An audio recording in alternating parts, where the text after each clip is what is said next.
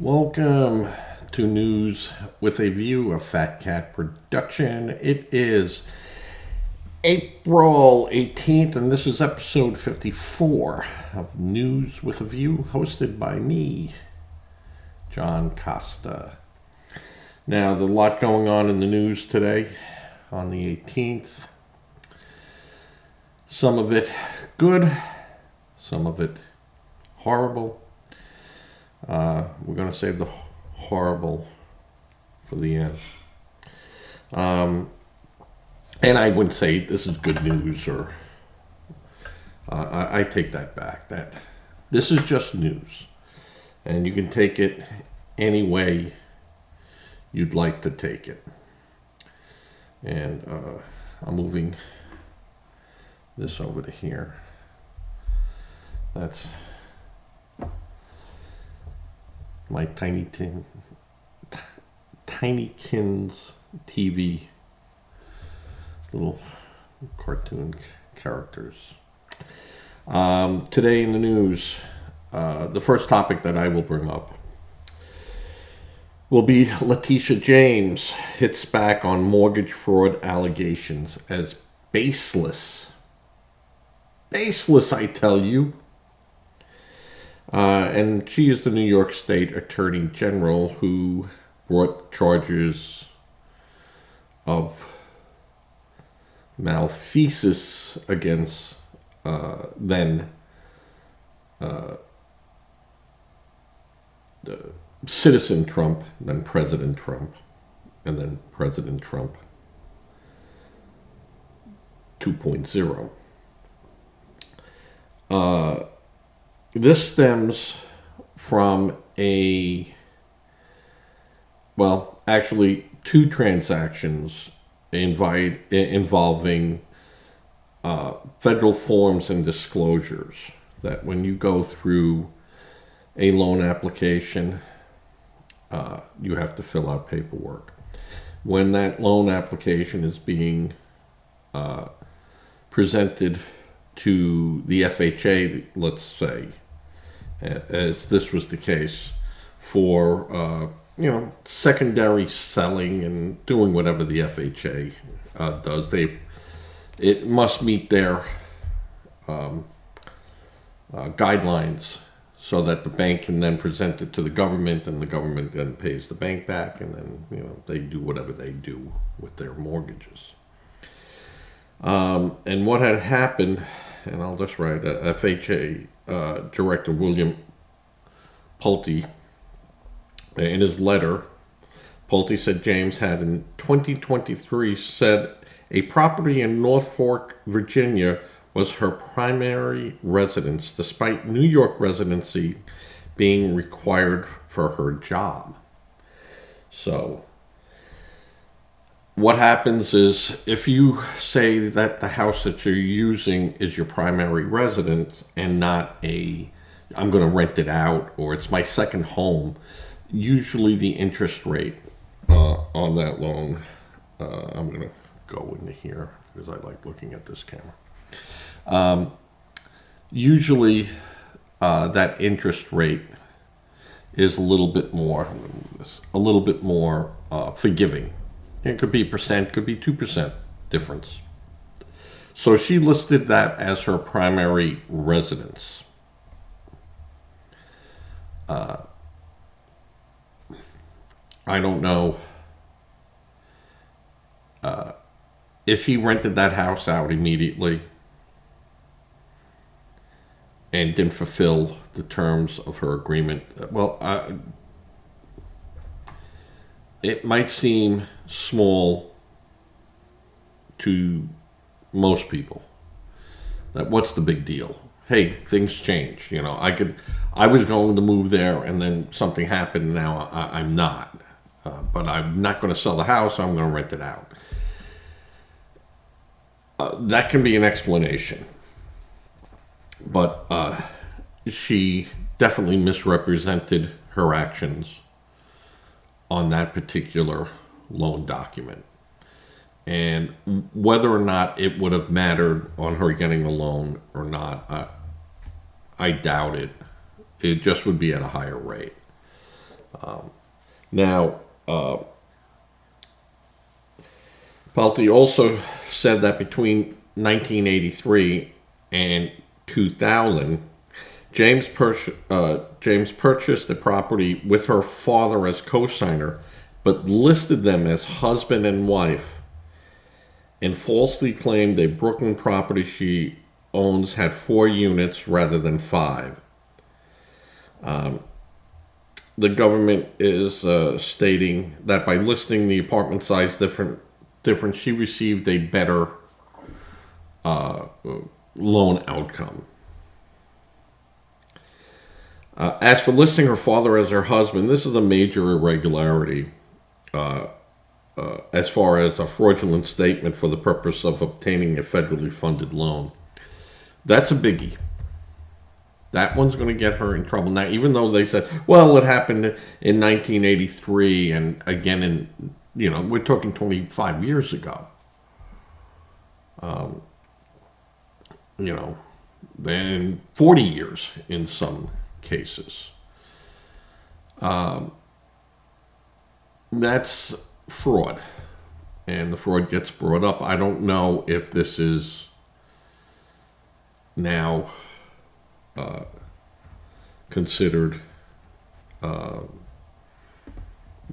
punishable action. There are statutes. But see, when it comes to fraud in the federal government, all that statutes of limitations and stuff, that goes away. You can go back. And if she took the properties off and wrote interest off and stuff, this can get very, very entangled very quickly. And now that the Department of Justice may look into the matter, and I say may, they may look at it and go, yeah, this ain't worth the paper it's written on. So that could also take place.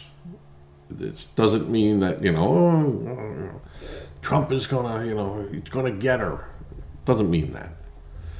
It just means that the Department of Justice will look at it and go, do we see a pattern here? Or is she doing anything else? What does happen is that any of the documents she used, if they want to proceed further, any of the documents she used for the purposes of obtaining that loan will then become subject of review and examination. And if those documents prove to be false or irregular, then that could show a pattern of a deceitful transaction, and she could be in trouble for that. There can be penalties for that. And if she lies during any of these proceedings, if she makes a misstatement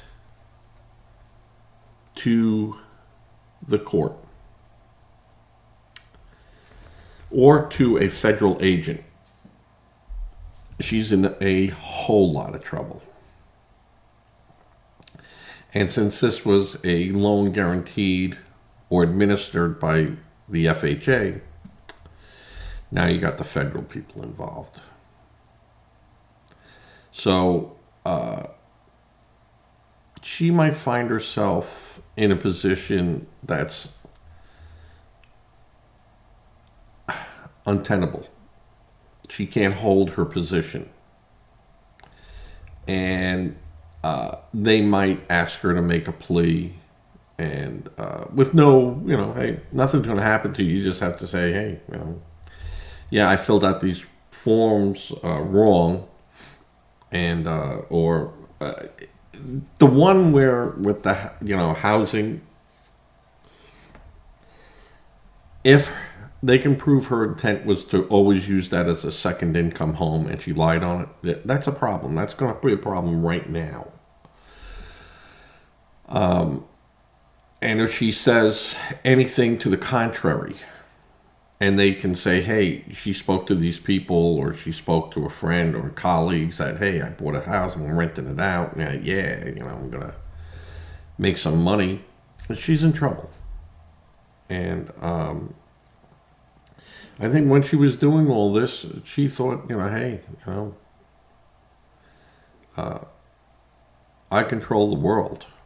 I can do anything I want. And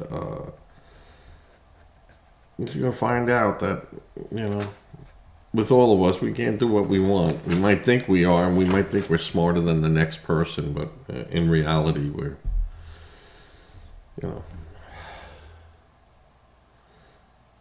what is it? My friend Bob would say, hung by our own foibles, and it's what happens. So the DOJ can now look into all the paperwork and then tentacle out from there. So that's the last thing you want, is the government looking at you. You just don't want that. Because when they look, they find.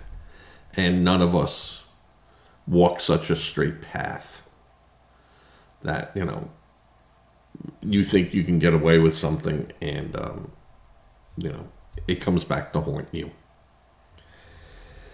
So, in the next Letitia James, she launched a fundraiser seeking donations up to $18,000 per person in wake of the alleged mortgage fraud, with the mantra of fighting for our rights. I don't know what her rights she's fighting for, and if it's to obtain a mortgage by deceitful, and again, dealing with mortgages and dealing with paperwork, and if your house value is $99,200, you're going to list it as $100,000. It's just easier. It's just, well, that's today. Go out and get it appraised. And again, it's up to the people writing the loan to go out there and do their due diligence and to make sure that, it is what it is. So if she overvalued or overvalued what she says it was worth, and if she had said, hey, it only has 4 rooms in it and it had 5 rooms, or she said it had 5 rooms and it only had 4 rooms, well, during the appraisal process, someone should have looked at that and go, hold it, you made a mistake here, and we can fix that. And the value is still the same, it's coming in value, but, we just got to fix that. And that's it. That's what happens. You hand in the paperwork, and you sign at the bottom that, it's truthful to the best of your knowledge and blah, blah, blah. And that you're not making any willfully deceitful claims. Now, that is where they're going to get her, with her father. And she could say, hey, that was a mistake, and, boom, boom. No, that's not going to. The mistake is, I thought it was 5 rooms because I counted the closet as being a room, or, whatever you want to do. You might be able to get an explanation. Well, I counted the living room kitchen as 2 separate rooms. Okay. You might be able to get there. But this other shenanigans, not so much. So I think, she's going to come under the light, and, and she's going to scream, hey, this is, I'm being persecuted because I went after Trump. I'm going to say, yeah. No one would have ever looked if you hadn't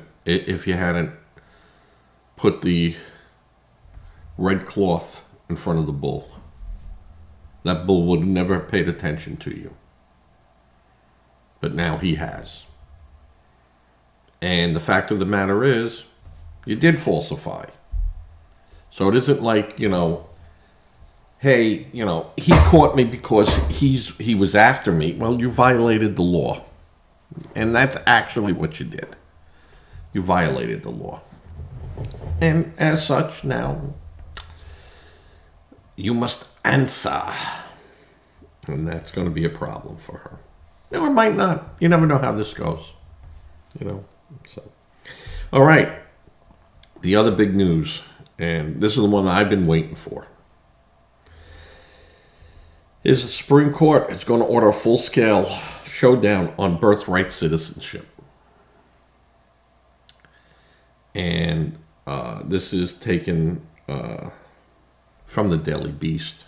The other article on this that I was quoting out of came out of a Newsweek, and then MSNBC put it up on their site, but it was Newsweek. Cited that. And that was an interview that she had given where she talked about all this, was in an interview with Spectrum News. So you can look at Spectrum News and verify what I have said and what the allegations are. And again, as of this point, they're just allegations. So, all right, now with the 14th Amendment, this has been a key election promise made by the president during his campaign, that he was going to address this, and through an executive order, which I said on the 20th of January during that signing, and on my podcast, I said you cannot executive order around the Constitution of the United States. You can't do it. Now, he knew that, and he knew this was going to be pushed through the courts. And again, it's a step, it goes up. This happened actually went a lot more quicker than I thought it was going to happen. I thought this would take 6 months, maybe longer, for this to reach the SCOTUS. But SCOTUS came out and said, hey, May 15th, we're hearing arguments on this. And I think because it is so big of an argument and has such a ramifications, that it must be looked at before any mass deportations take place.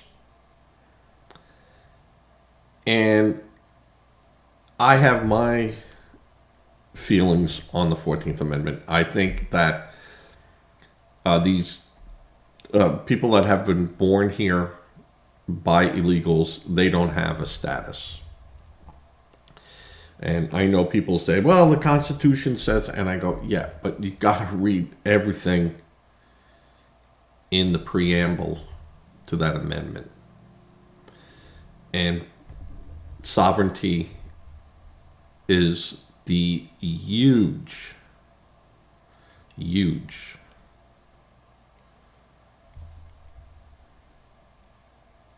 elephant in the room.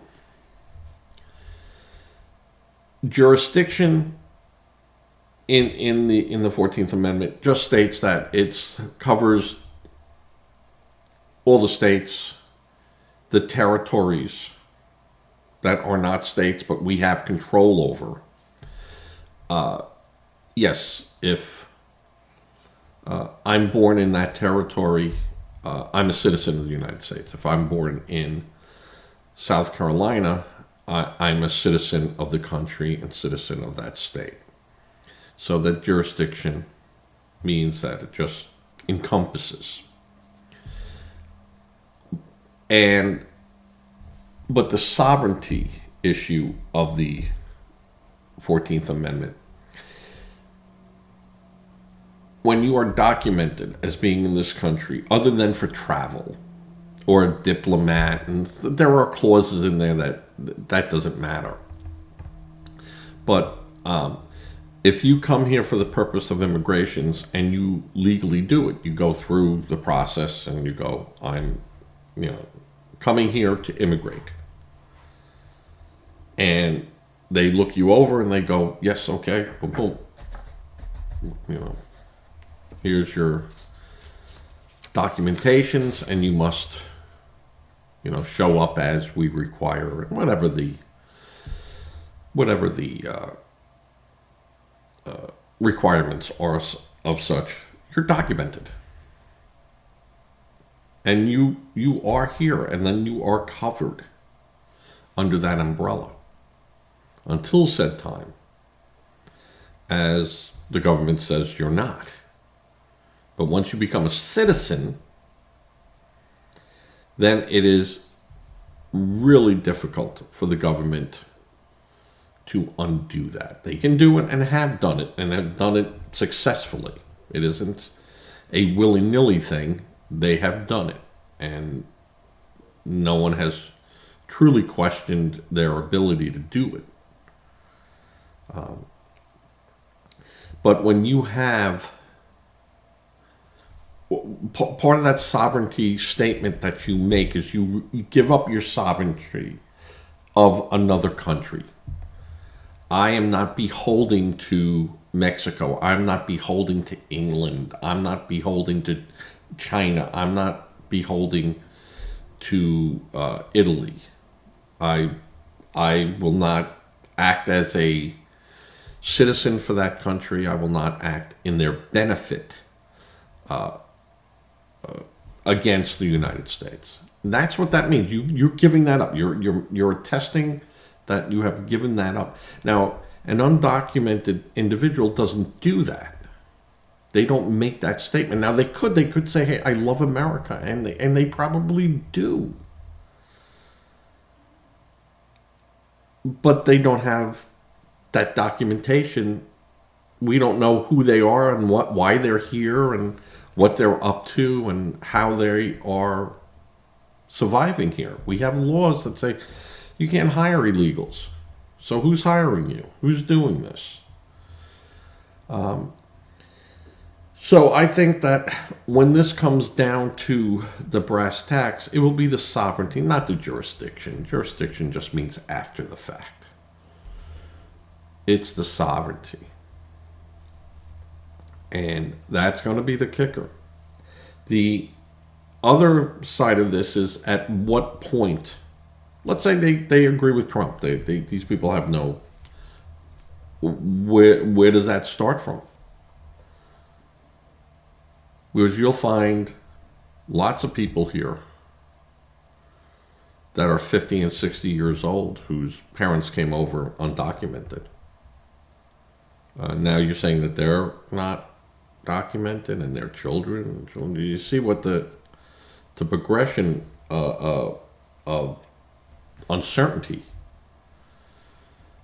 So they have to have some. They have to have some start point. And I mean, in law, normally it's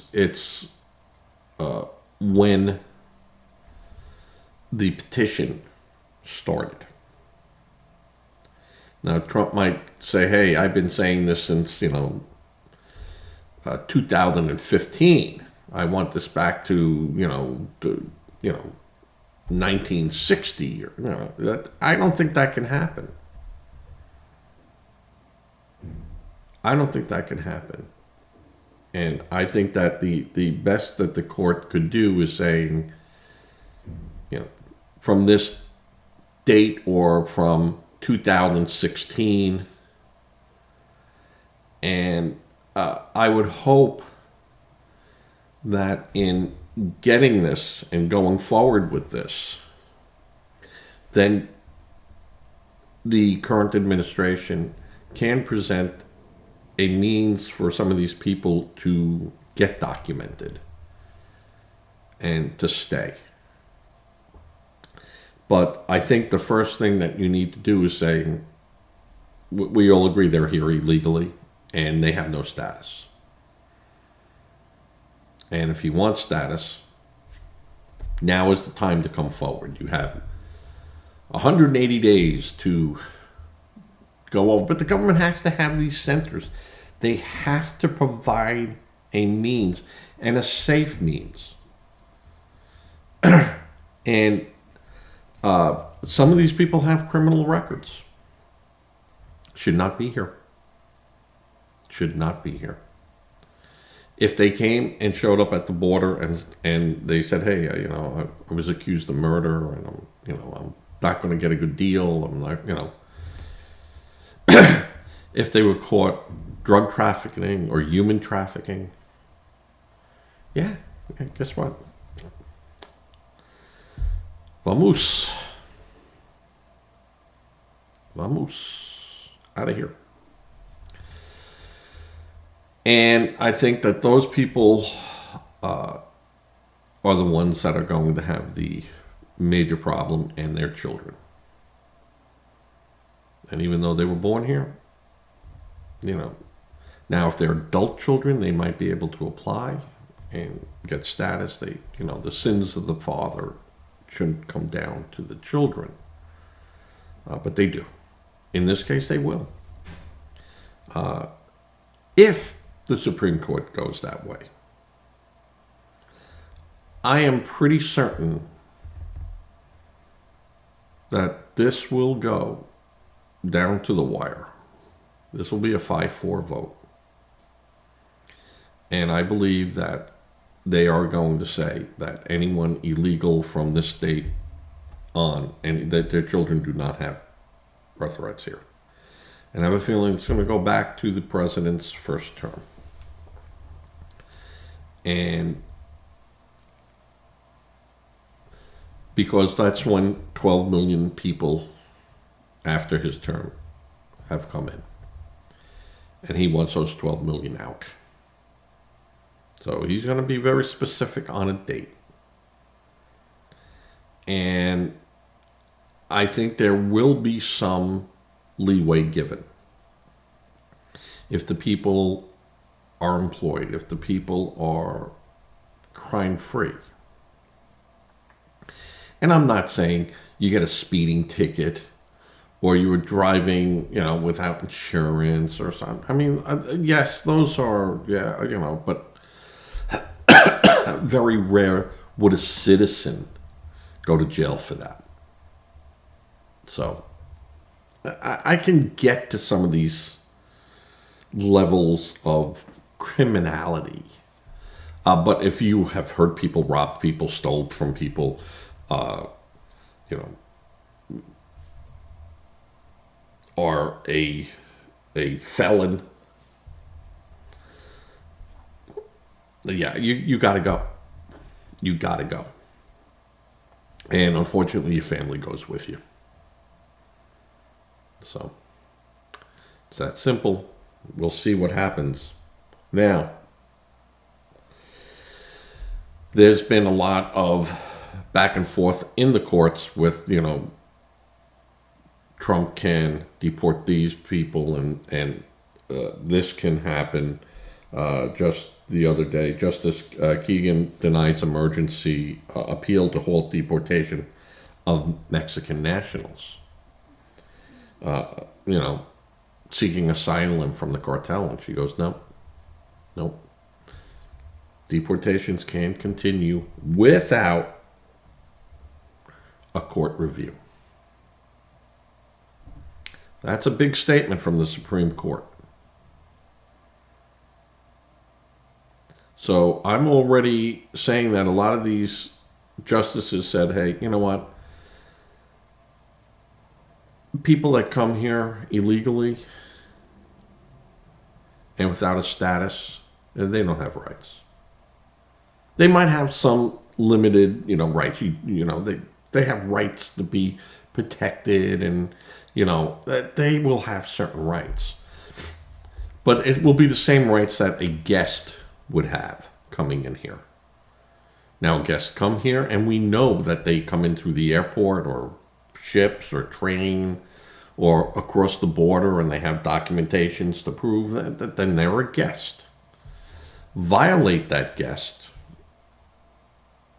status, and out you go. And that's where I said, when you have these students on visas and they're inciting not peaceful protests, but advocating violence against a certain sector of our citizens, or other invited foreign guests, yeah, out you go. Out you go. Now, do I believe there should be some type of hearing for them? Maybe. I mean, you got to have some form of proof. And it's just not saying, hey, down with Israel or down with Palestine. Or down with, the PLO or the Palestinian Authority, or, It can't be that. You have to prove that they were writing things that, death to Israel. Well, death to Israel means death to the Israeli citizens here too. So yeah, you're inciting violence. Out you go. You go to China. Do that over there. See what happens to you. Do that in North Korea and see what happens to you. Do that in Russia and see what happens to you. Do that in France and see what happens to you. So, you know what? Enough with this nonsense. You're a guest. Think of yourself as a guest. You come to someone's house for a meal and stuff, and you might not like the meal, and you go, but you thank them and you leave. So now, Senator Hellon from Maryland. Democrats, this could be part of your downfall. Bigger downfall than Harris. Because I guarantee you that this will play on every person running against the Democrat, regardless. It's not just going to be in Maryland. This is the Democrats' thinking. Whether he's from Maryland or whether he's from Hawaii or Texas or California or New York or whatever, this is the hive mentality. So what this guy did is what all Democrats would do. And he goes running over to El Salvador on his knees. And now the government is showing, hey, his wife took out in 2021 an order of protection because she said he beat her. And then we have statements that he made that he was a member of MS-13 while in El Salvador, and that's why he was fleeing to get away from them. Because obviously he must have done something that MS-13 there did not like.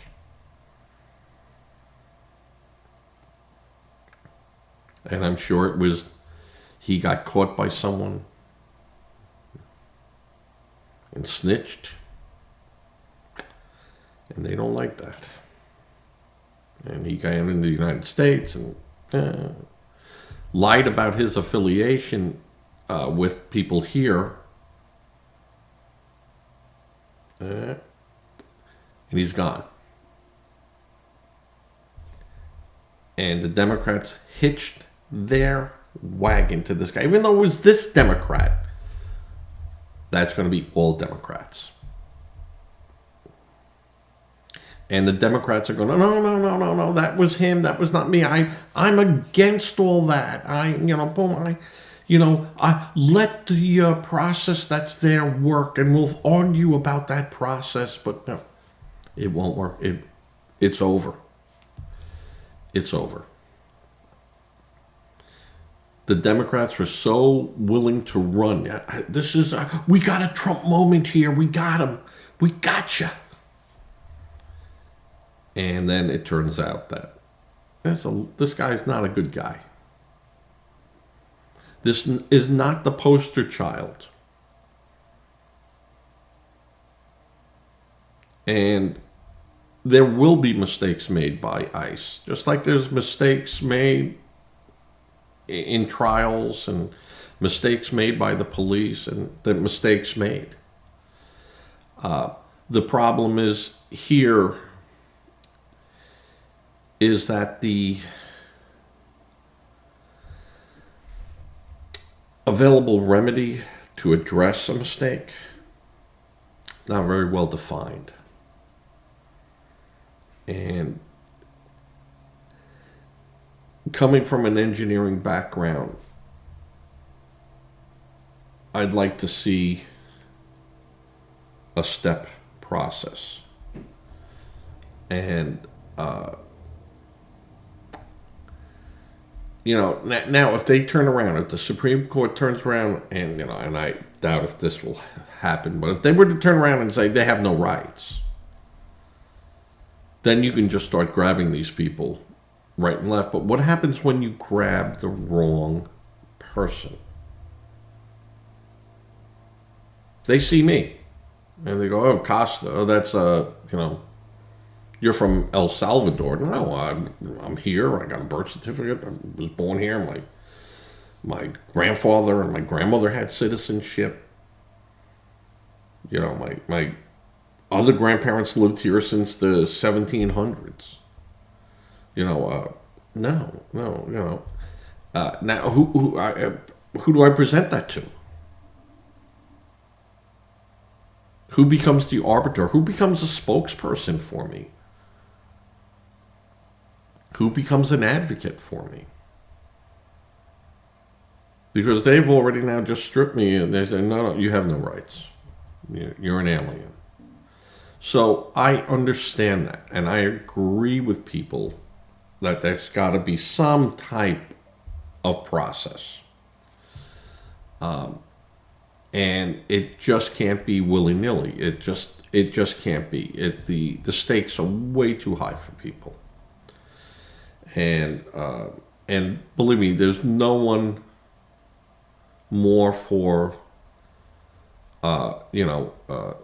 pro-immigration than someone who has been the product of immigration. I am only, on my dad's side, second generation. My dad was born here. His father was a citizen. And my grandmother became a citizen later on, but she became a citizen. And then, we were born. So the idea of immigration, doesn't well, no, I came in, no one else comes in. No, absolutely not.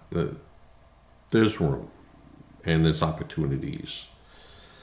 But my grandparents did it legally.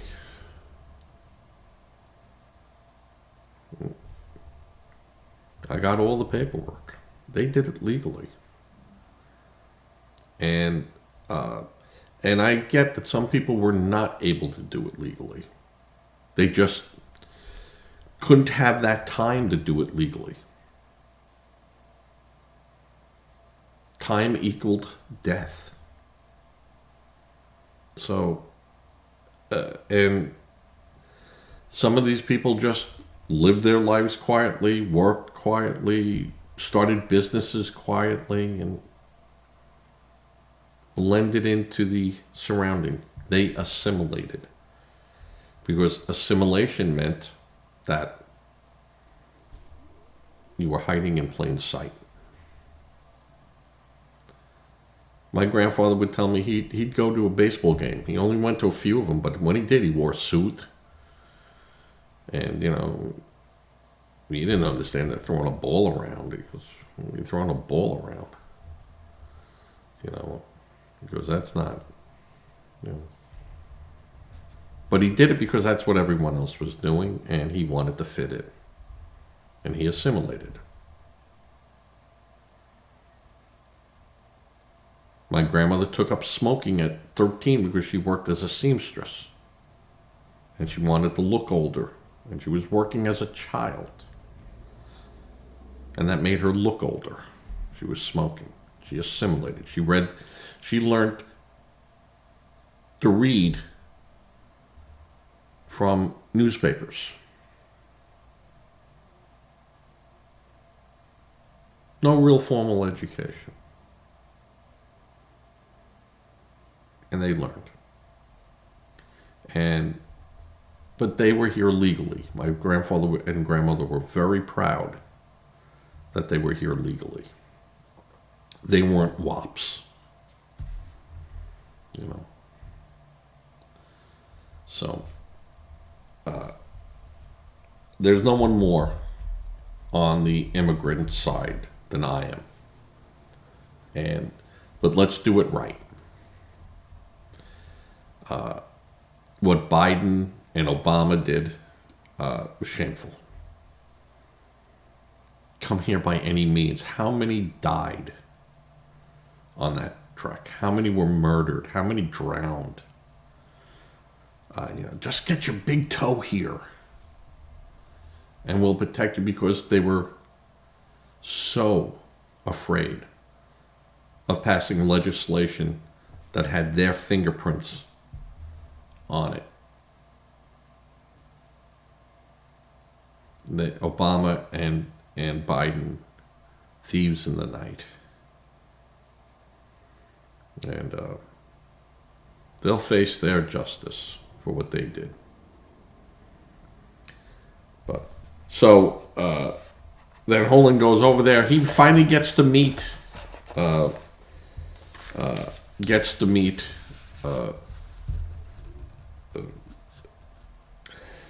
Kilmar.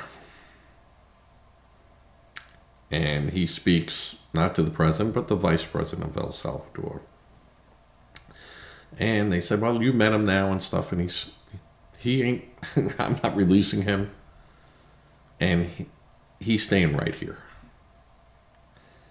And they're not going to release him. At least, not yet.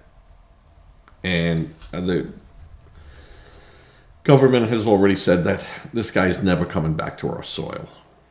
Not even to be buried. He's not coming back. This was a bad guy. Democrats hitched their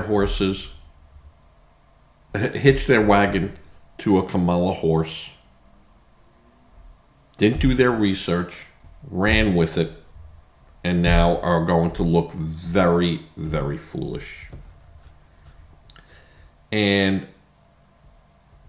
this is just going to be one of the many commercials going out during midterms. Is this what you want? What's the next thing they'll try to do? Yeah, so it's going to be a bloodbath, honestly. Now, on the flip side of that, on the political side, if the Supreme Court rules that, hey, no, it says exactly what it says, and that's exactly what it means. Boom. Then Trump has lost a major,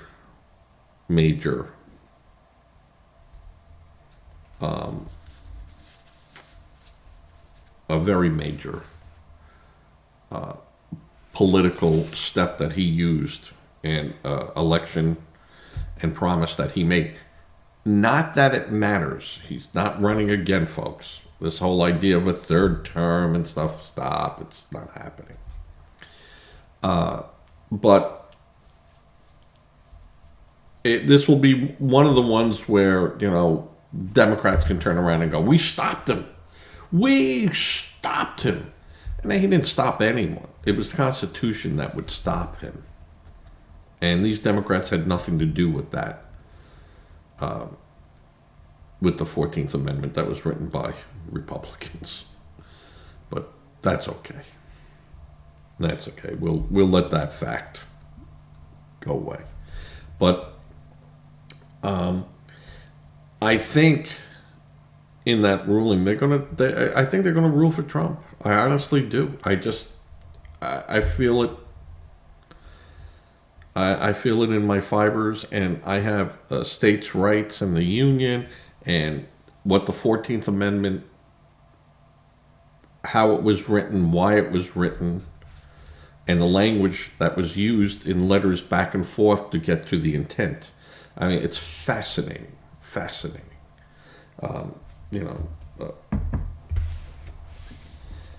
The Heritage Guide to the Constitution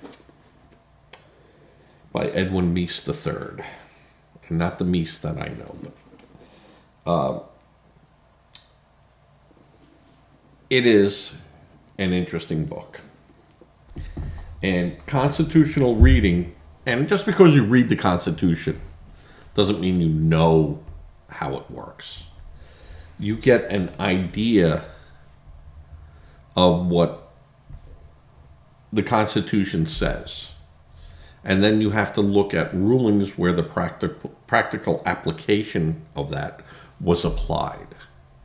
And where it won and where it didn't win. And then start forming your basis of how you would make a challenge using the Constitution as your foundation to go after something. So it's an amazing process. Lawyers have a whole different way of thinking than the average person. And I learned through lawyers that the first thing they teach you, other than, and ethics is the first thing that's taught to lawyers. Ethics. But you are taught not to become emotionally attached to a position, and that you must use facts and apply facts then in a reasonable manner, and that's how you have to do it. And working with lawyers in situations where you are, I got this person's work life in my hands here, and I'm representing him with an attorney and going, hey, and then he's going, hey, this is what the contract states, and this is how far we can go, and this is how far they can go, and they're going as far as they can go, and now we have to get them off their position, because their position might be in good standing ground, and we might be able to go around them a little bit, but this is the tools, this is it, this is the map, and we can't deviate from the map, or we just lose outright. So you have to learn that you cannot become emotionally attached to a position.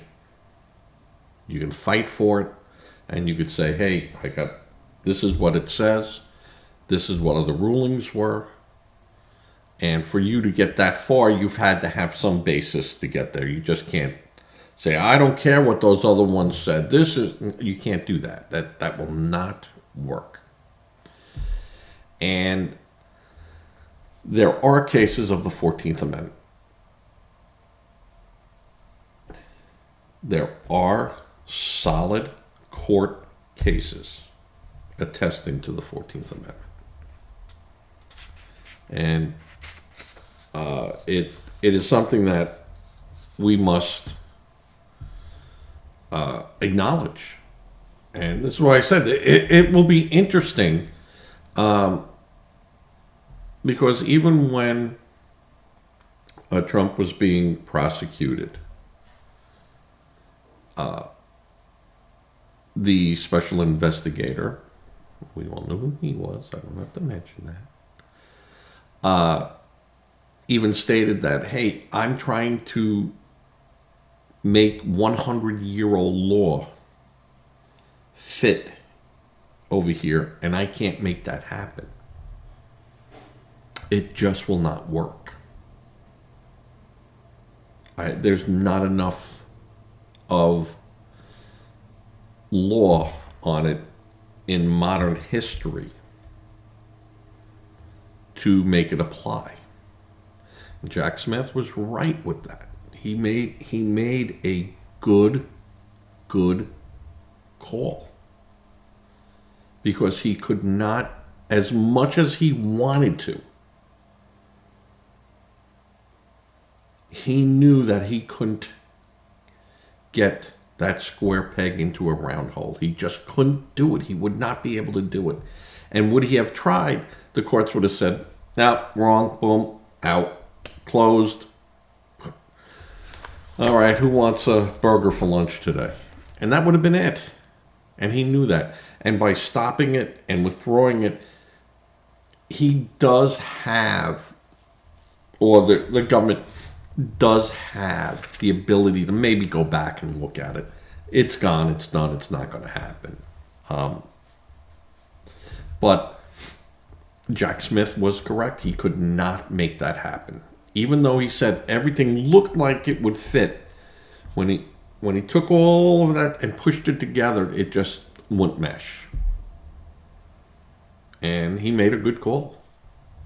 I mean, it was a call he should never had to have made, because of the way Merrick Garland appointed him and stuff. That it was just a bad call. And Merrick Garland was a good judge. I mean, he was a decent judge. I wouldn't say that, he was without, credentials or anything. I mean, the guy was a good judge. He just was so blinded to get after Trump, and Biden was just riding him to get after Trump. Get this guy off the election. This guy will sink me. And we saw what happened.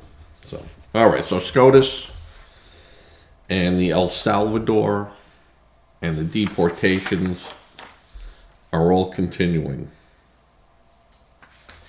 And this is going on. There are court cases that are going on right now that will end in a victory for Trump. And there'll be some that will not, and we've seen that. We've seen where the court said you can't do that. You've seen now where the court says you can fire these people in these positions. On these boards, the FEC, the FCC, the NCUA, he can't fire them. And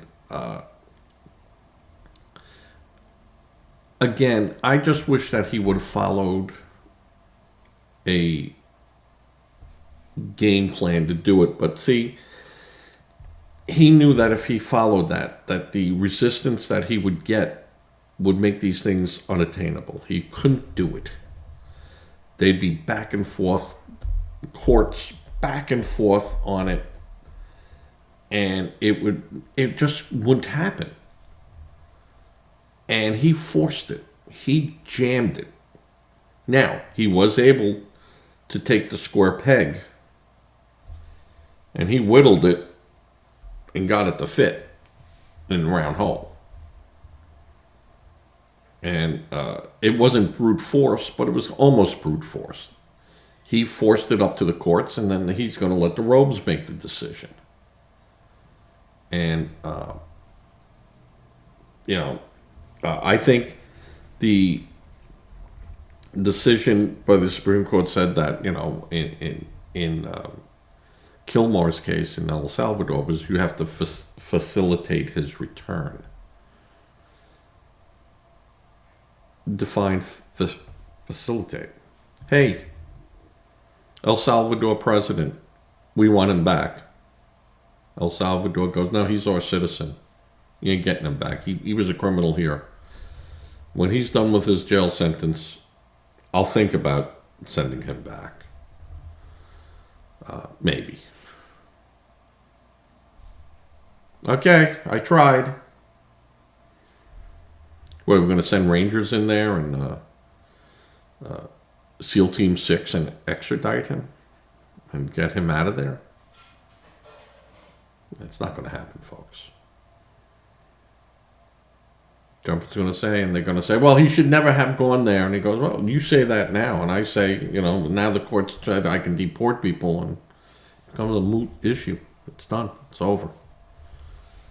And I don't want to do this again, so I want a ruling from the court. And the court just gave me that ruling and said, and that's where I keep telling Democrats to stop fighting him on some of this stuff. Because once it goes up to the robes, it'll be 50 years before you can undo it. And it will be, unless, in the next 20 years, you replace all the robes with your people, and vice versa and stuff, and I don't see that happening. So I think that Trump's 100 days have been pretty productive, controversial. I think the economy as a whole, I'm going to take a look right now because while we're talking, I'm going to look to see what the markets are really doing this morning. And it's 11:30. I'm just about done here. Wifey has things that I have to do, and that's why I haven't been on here as much as I would like to, because I have other obligations that I have to do. That let's see what we got. Trending tickers. That's always a good one to go to. And I go with the overview. Let's see what's going on. All right. Dow's taking a 1.3% hit today. S&P are up, and I still say the S&P is a good bet. Do not take anything I say here financially as advice. I am not a financial advisor, nor do I, say I am. I'm just giving you an overview of what's going on in the market right now. And the NASDAQ is going along. Russell is up almost 1%. Let's see, U.S. dollar. That's going to take a pounding too. Hey, I'm trying to see what oil's doing. And oil is down a couple of pennies. Gold is hovering at 3,341. Some of these are really new highs for gold. And Brent is down, and crude oil is down. And part of